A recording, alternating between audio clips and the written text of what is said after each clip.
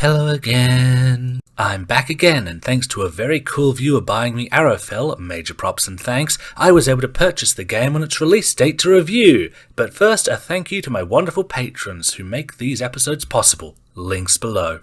To kick off this review, I'm going to address some controversy surrounding the game. 1. Gideon and some of the others involved in the game did not get their names in the credits. This obviously sucks and is another sign of corporate shitfuckery, either on the part of WayForward, RT, or both. Some suggested a boycott, but I haven't because of how boycotts actually work. Long story short, boycotts, like any work-related protest, need to be called by workers or an organisation with a line of communication to the people in charge. Without that degree of organisation from current or former staff, boycotts are essentially just white noise to corporations that at best will make them cancel products for not having an audience anymore. Hence me not boycotting. Without it being called by current or former staff, it's just white noise. 2. The Union leader antagonist Hanlon Fifestone. Off the cuff, I get the negative press because while good people or causes being misused by corrupt forces is both a tale as old as time and a common theme for RWBY to engage with, it's also a delicate one and didn't come off too elegantly. However, given Hanlon's wildly shifting characterization across cutscenes and the fact it was later indicated he was acting under duress, I kind of have to wonder if this has to do with a writer or director or writers miscommunicating. This can sort of tie in with Team Briar, who are very cool in terms of design, fights, and have an interesting spot in lore, but feel relatively minor in terms of the overall story despite their major press event.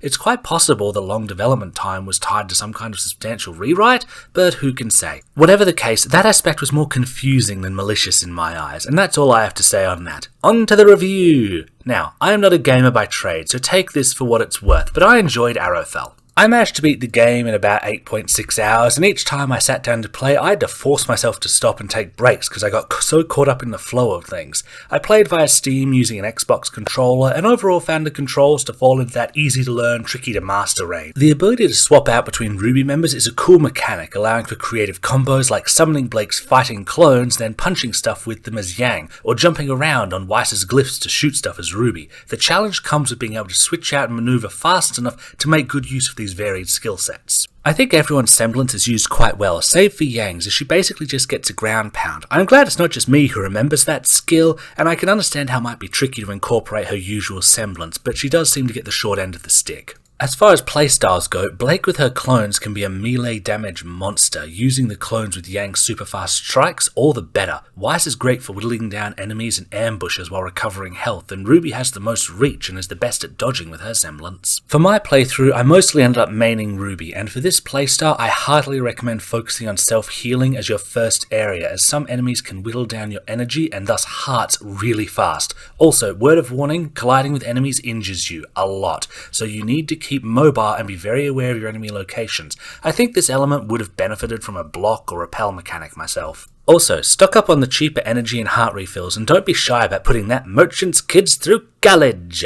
As for the enemies, there's a good mix of grim people and later machines. I found the most challenging ones to be the Tommy gun users and those damned accursed bats that fly in off the screen just to fuck with you. Also, the later Atlas machines do way more damage than you'd expect, like wow. Otherwise, they're all fairly straightforward foes with a neat mix of skills.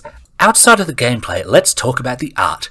It's fantastic. Seriously, every background is lovingly designed and absolutely bursting with personality and neat details that give locales a lived-in dynamic feel. The characters are enjoyable and recognizable, with the body language and idle animations and combat working fantastically. The stylized map is gorgeous and does a ton to expand the world and setting, from Tumark ruins to the Arrowfell facility and villages beyond. The animated films at the end of each chapter break look really good too, and as always the voice work is very solid, and the music, well, the music is fabulous. A great mix of classic RWBY rocks integrated into the gaming format to keep the flow going. All in all, artistically fabulous. I also love all the new character designs and grim designs. Seriously, this is all fab. As to the story, in terms of dialogue, I think most of it was excellent. RWBY and Weiss occasionally feel a bit early volumes, but by the same token, it's nice to see everyone relatively relaxed, as things haven't started to go off the rails in Atlas yet. I think barring my aforementioned critiques, it's quite enjoyable. In many ways, I think it would benefit from being less isolated from the main canon story. We know this is after Tyrion started offing Ironwood's critics, so that playing a role in and motivating certain figures to action